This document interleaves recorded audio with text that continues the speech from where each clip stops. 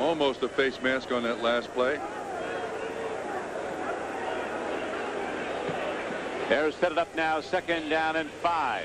They lead the game 20-7, 2:37 to play. Fuller is going to air it out, and he does. Sanders. Fuller and Sanders incomplete. Is it those Marv Throneberry hands? Look at those yards, 366 to 205, and the Bears once again kept their opponents under 300 total yards of offense. This game at this point, not exactly a number that has people on the edge of their seat. That was Steve Fuller's first pass of the 1985 season, incomplete.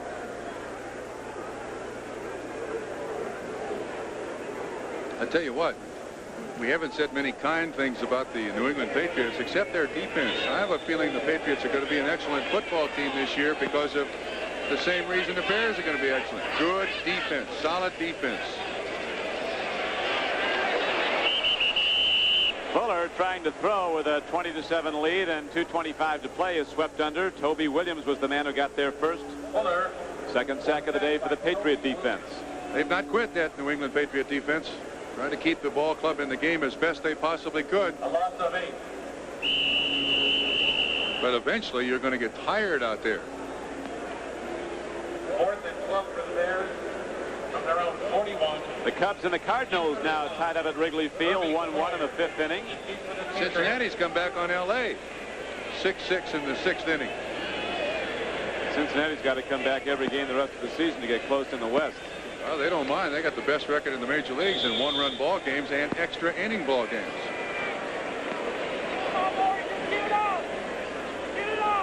We're down to 2 minutes to play now as the 4th quarter clock winds down, and we'll be back at Soldier Field after this.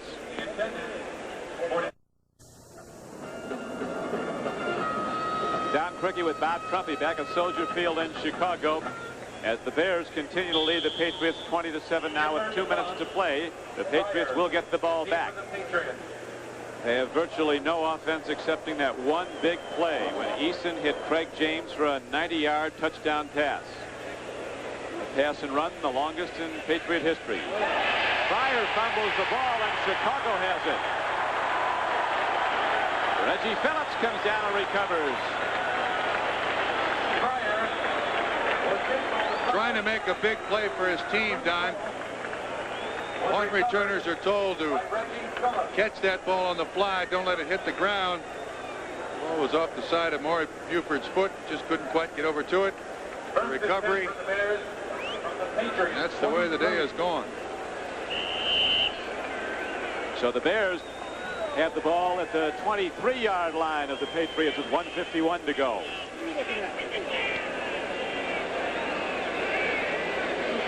New England Patriot defense is slowed to a walk.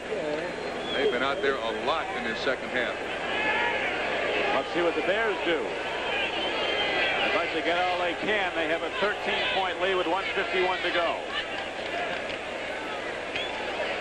Straight ahead run. Gary downfield. Good for about 3 yards as Thomas Sanders ran the ball, and Kenneth Sims knocked him down. Bears now huddling at their leisure. Walter Payton has not played in a long time. It's bruised ribs. It's unusual for the Chicago Bears to win a football game in which Walter Payton doesn't run the ball 20 times. Amazing athlete. He almost had the total day off, didn't he? Didn't need him today. He will be heard from, though. Walter Payton had his second-best year in his career last season, rushing for over 1,600 yards. Carried the ball more times than he ever had in one season. His 10th year in the league. Sanders looking for some place to go, and he's finally knocked down.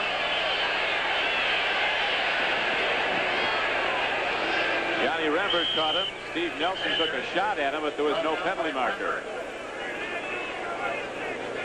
They stopped the clock. Get everybody back in the huddle. That's the best way to stop a fight. Just have them huddle up. Patriot defense sure hasn't quit. Watch Nelson with that right arm. Trying to leave an impression. They lost on the scoreboard. Now there's a timeout with 52 seconds left to play. Bears have the ball, and Chicago leads 20-7. New New England Patriots have had 15 drives today. This is the way each drive has ended. In the first half, 5 punts and 2 interceptions. In the second half, 6 punts, an interception, and a touchdown. Right now, the Bears are looking to run out the game, sending Tom Sanders wide right. He crashes down inside and gets inside the 15-yard line. Roland James takes the ball back. Patriots are ready to go at all times. This defense is a good one, and it's very unhappy about the turn of events in this game as New England trails 20-7 with 32 seconds to play. Miami, a 30-13 victor over Indianapolis.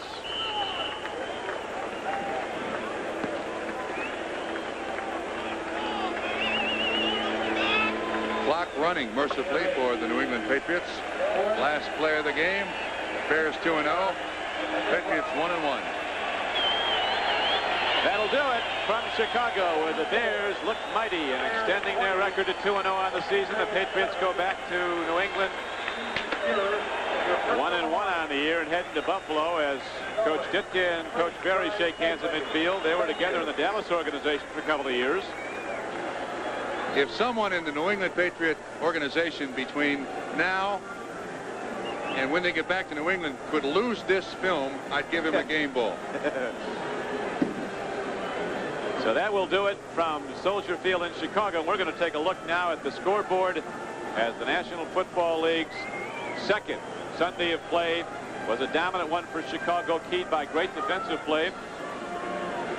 There is Jim McMahon being congratulated. That's a Patriot there, Don Rogers, I think. Don, through the first 2 games of the 1985 season, the Bears have accomplished what Mike Ditka wanted his team to accomplish, and that was to take some of the pressure off of Walter Payton, spread it around, and just allow the defense to play as best they possibly could.